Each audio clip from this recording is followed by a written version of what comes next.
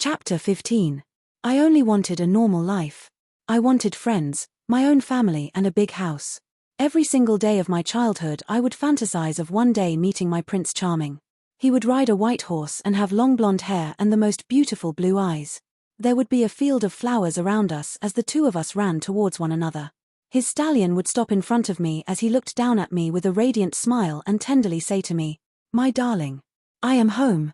However, each time I look up at my Prince Charming atop his horse with the sun at his back in my dream, all I would see was his face overlapping with Arnold's face.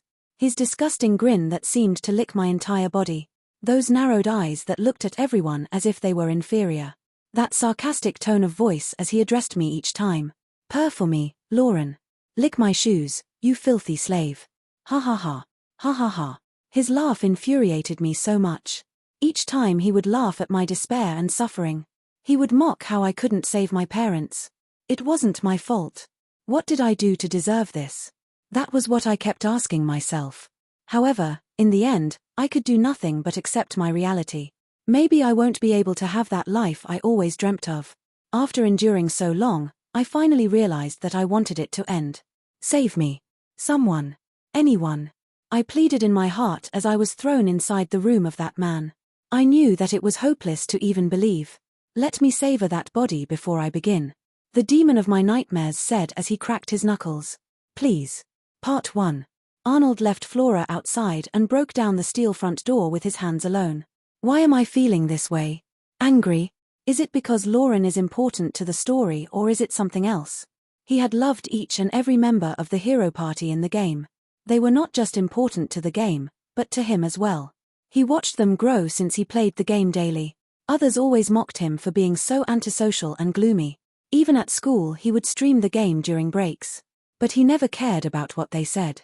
Whenever he played Star Fantasy, a part of him wished for reality on Earth to be the same as this world.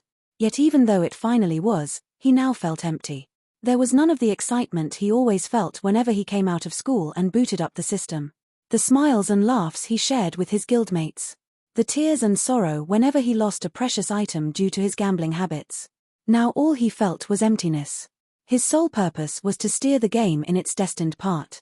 He believed that it was solely his responsibility if there were no other players. But why was it necessary to leave everything up to choice? It wasn't his responsibility what happened to this world. Yet he wanted to save it. He wanted to eliminate his death flags, yet he forgot the most important thing. Arnold von Barclay would eventually have to die later on by the hands of the hero.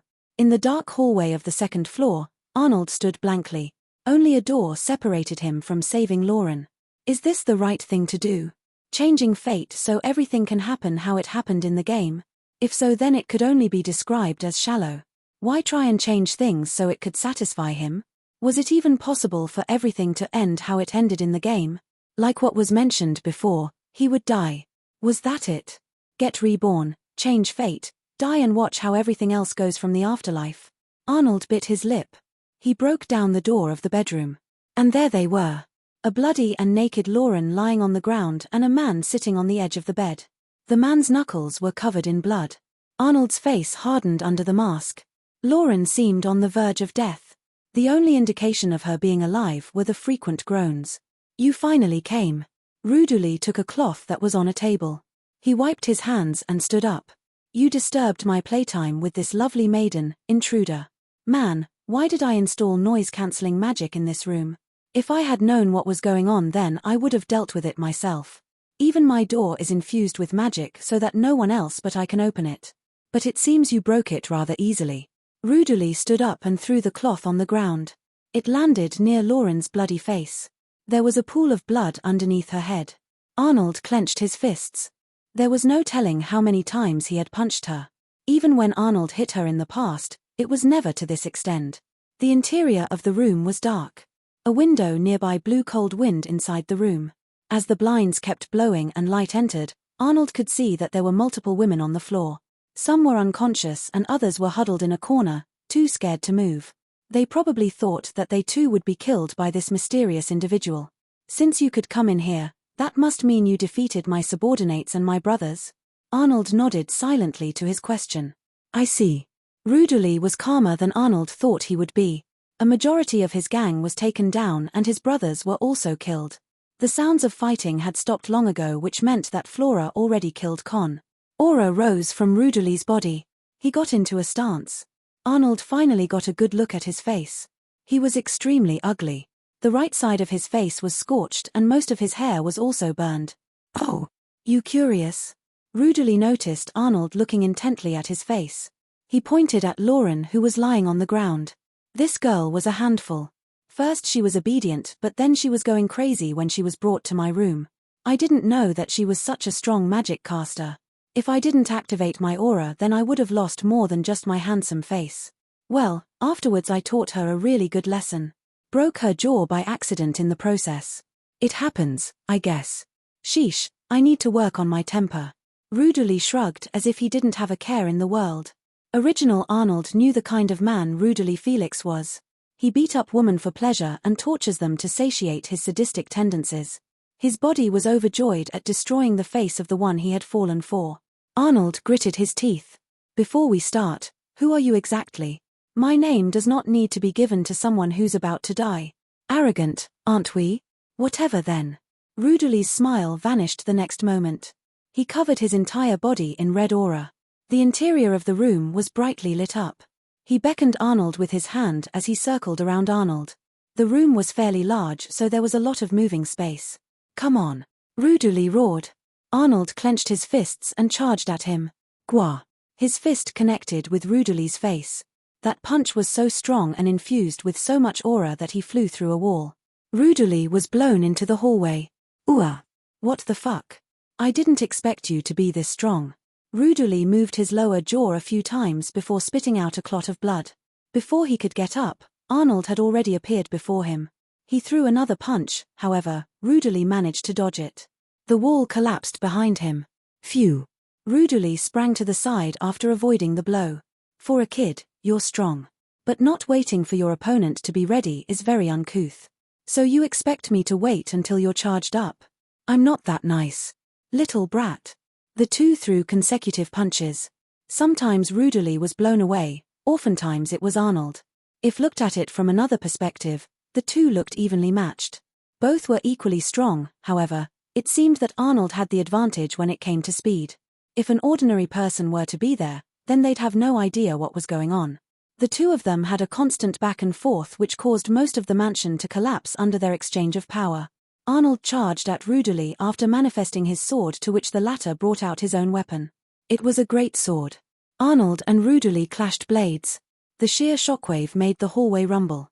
The windows cracked under the pressure and much of the floor broke further after each exchange they had. "What a strange swordsmanship you have, kid," Rudely roared as he swung his great sword using the momentum from the spin he did. Arnold stabbed his sword into the marble floor and blocked the strike using the floor to stop most of the force. "Where'd you learn that? Are you from another nation?" Even as the two were locking blades, Rudely continued babbling on. Arnold took the initiative to attack this time. Surprised by the sudden increase in strength behind the strikes, Rudely grunted. A beautiful dance of swordsmanship continued. Though, one would expect the one with the bigger sword to be at a disadvantage, that wasn't the case at all. It was like the sword's weight wasn't an issue at all. "You get my blood boiling, kid. I can't remember the last time I fought against such a worthy opponent.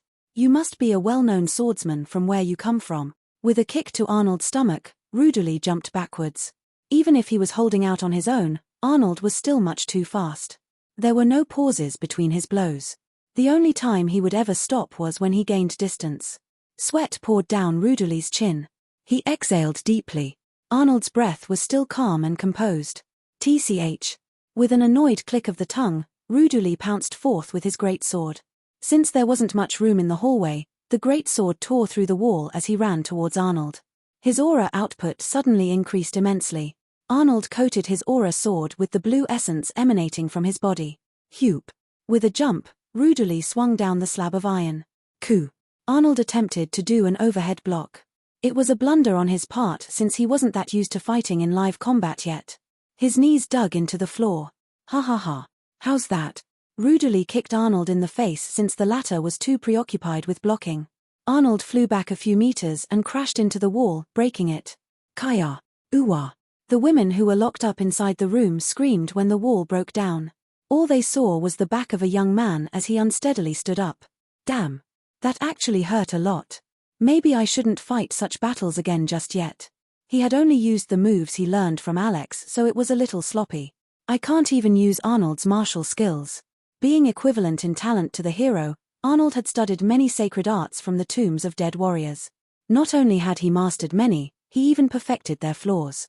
However, he was not Arnold who had honed his skills from childhood. He was just a gamer who happened to be reincarnated in Arnold's body. I only know one martial skill. I should use that. When Arnold was about to stand up to prepare, he collapsed on his knees when he stood up from the wall. Shit. My own aura is making my body go weak. Liam had forgotten that Arnold had never gone all out in a fight before. At least, he had never needed to. The burden of burning so much aura caused his body to go numb. His body only cramped up, so he should be back to normal in a few minutes. Although his aura would be severely strained. Ha ha ha.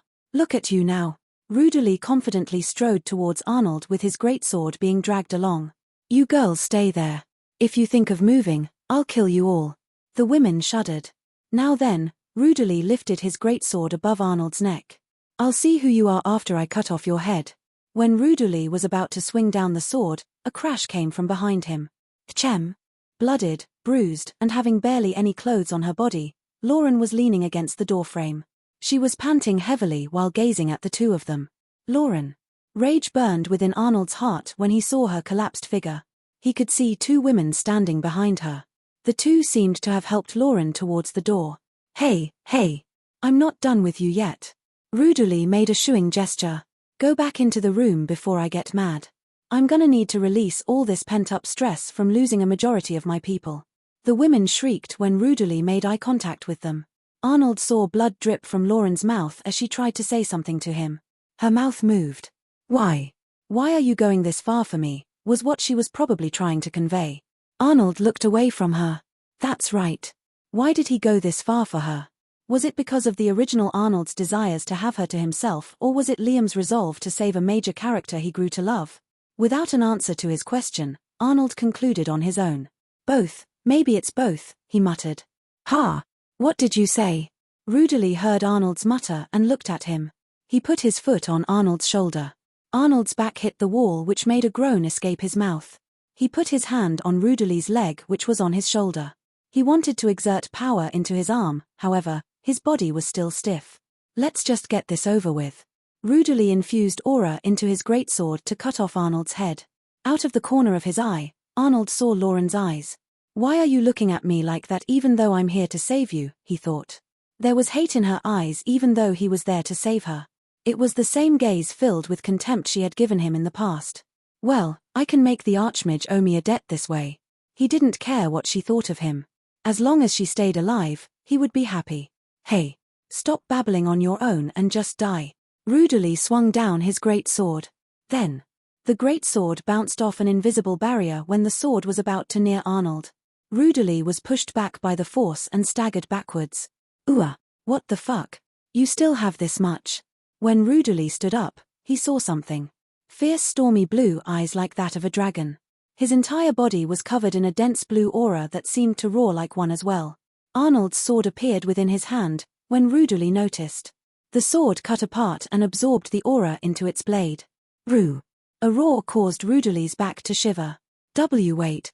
I was wrong. Please forgive me. Sensing his imminent demise, Rudely went to his knees. One could see that he recognized the disparity in power. It was a disgraceful sight to Arnold, even though he had made many kneel by sheer force alone. He lifted his sword, which made the air itself vibrate. It was becoming hard to breathe. While you may not know this, to me, Lauren is an important person. She is an important character in the game. Lauren's eyes widened. Letting her experience all of this was all my fault. I deeply regret everything I've done. But the aura intensity from Arnold decreased. Rudely looked up in hope. I'll let her decide your fate. Arnold turned his head without sparing the wounded Rudely another glance. His eyes met Lauren's eyes. There was an unreadable expression on her face. Maybe it was the blood or perhaps it was something else, but he could see her hate slowly diminish. The grinding of teeth could be heard from behind him. Stop mocking me. Rudely conjured aura blasts and threw them at Arnold. One could see that he used all his aura he had left, judging by the intensity of the aura. Arnold, whose back was turned, couldn't help but pity the man. He turned around and pointed his sword at the approaching attack which came from Rudely. Storm of the Water Dragon. Arnold activated a martial skill. It was one of the skills that Arnold managed to create on his own during his childhood. It was one of his strongest martial skills. It was an aura-manifested water dragon which coiled from his sword. Now tell me, the attack which Rudely poured everything into was swallowed up by the monstrosity that came out of Arnold's sword. Do you want to die that badly? Even though I gave you mercy, you still point your fangs at me. His opponent was trembling in fear on the ground, disbelief etched onto his face. Hook. Rudely crawled away and began running down the hallway. He whimpered and screamed for help. So someone. Where the fuck are all of you? Do I pay you to have my orders ignored? Rudely ran for his life. He might have thought that Arnold would have let him go after he threw away his one chance to atone for his sins. But no. That was a wrong assumption to have. A villain was ruthless to his enemies. Just as he was about to run down the stairs, he saw a massive shadow behind him. It wasn't a second later that his entire body was blasted with the aura martial skill. A giant section of the mansion was destroyed by the destructive power of Arnold's aura. It was a second later that his vision was suddenly flipped. An explosion had just ended. Am I flying? He felt like he became several times lighter. He suddenly saw something as his vision was spinning. It was pieces of his body lying around on the ground. He was flying in the air and could see the mansion below.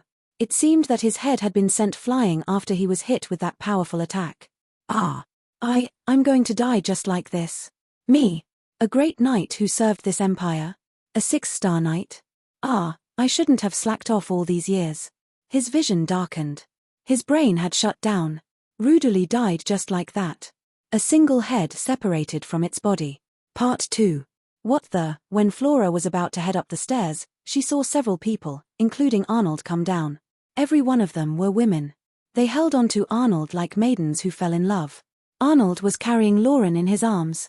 He was silently walking down the stairs even as the women tried to talk to him. They kept thanking him over and over. You got yourself a harem, huh? Flora joked. She then saw the look in Arnold's eyes as he passed by her.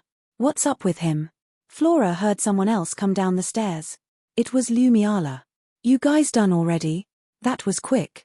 She was carrying multiple bags in her hands. Inside those bags were all the documentation that she needed from this job. Lumiala looked up at the portion of the building that Arnold demolished. So that was why I heard an explosion, huh? Anyway, we should leave while the reinforcements aren't here yet. Lumiala handed some papers to Flora. What are these? It was something he requested I get. I don't know what he wants it for though. Flora caught a glimpse of the documents. It was a list of people who owed the gang money. The other documents were of the stores that the gang owned through underhanded means. We should get going now, Lumiala said as she looked at Arnold's back. He was telling the women he rescued to go back home since more gang members would show up. Their lives would end up in danger again if they didn't leave soon. Each and every one gave Arnold a firm hug before leaving. Some told him to visit the brothels sometime. He only nodded his head mechanically. They were only happy that they were safe, so he didn't mind their expressions of gratitude. When the last one left, Flora and Lumiala approached Arnold. He was holding on to Lauren while gazing into empty space. He took off his mask and spoke. Shouldn't you be going back, Lumiala? You finally got my name right. I guess I should. If I don't hurry, then my squad leader will punish me. She smiled wryly. Arnold looked at Flora. It seems the magic item broke during your fight. Flora seemed to realize only now. I guess it did. We'll have to find some other way to disguise you then. We should make haste. Can you take Lauren? I need to talk with Lumiala. Take this potion and give it to her. Its effects should show after a few minutes.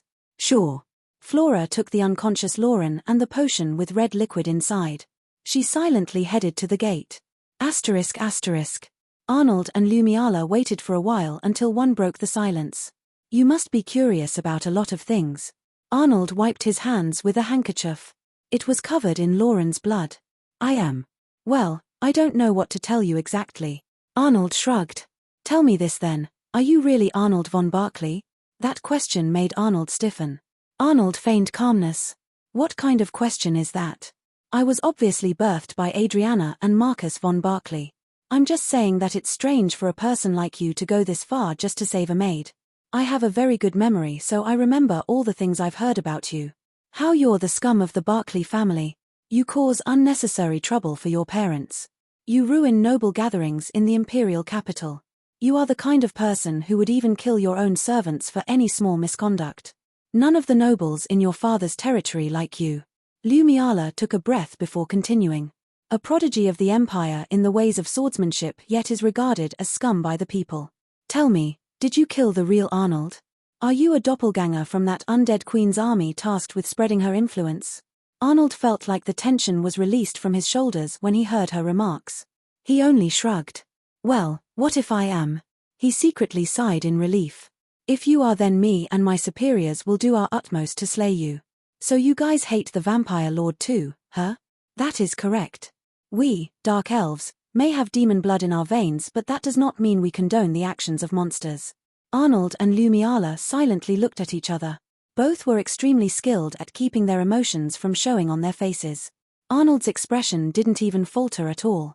In the end she gave up. I guess you're not one of them, huh?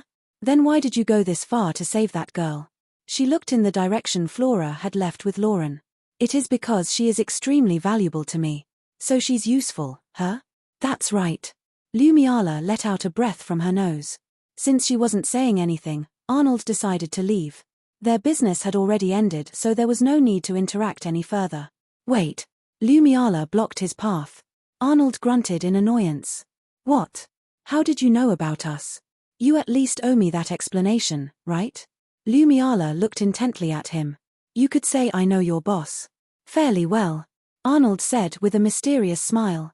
He turned his head and looked at the setting sun in the distance. Lumiala's eyes widened.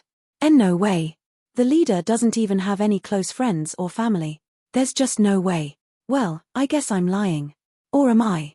Arnold walked past the bewildered Lumiala after his teasing remark. Wait. Lumiala shouted again. Damn it. You're annoying. Can you at least tell me how you came to know about the boss? Arnold stopped. He spoke with his back turned towards her. Information is money to this world. Isn't that your organization's saying? If you want to know so badly, should you not work for it? He continued walking. Flora was already waiting for him at the gate.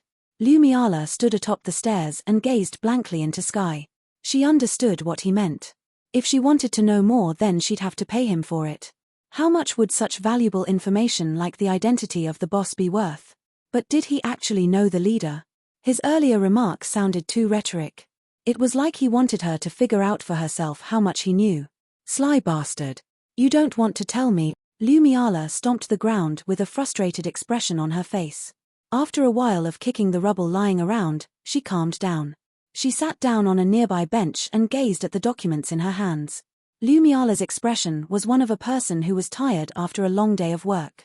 If he does know the leader, then it'll probably be an amount I can't hope to pay. If he asked her to find a star-class item, then she'd have to give up. That was too much for a low-ranking member like her. Well, Lumiala looked towards the faraway Arnold and the strange berserker swordsman as they walked away down the street. I'll have to see what other surprises this Arnold von Barclay has in store.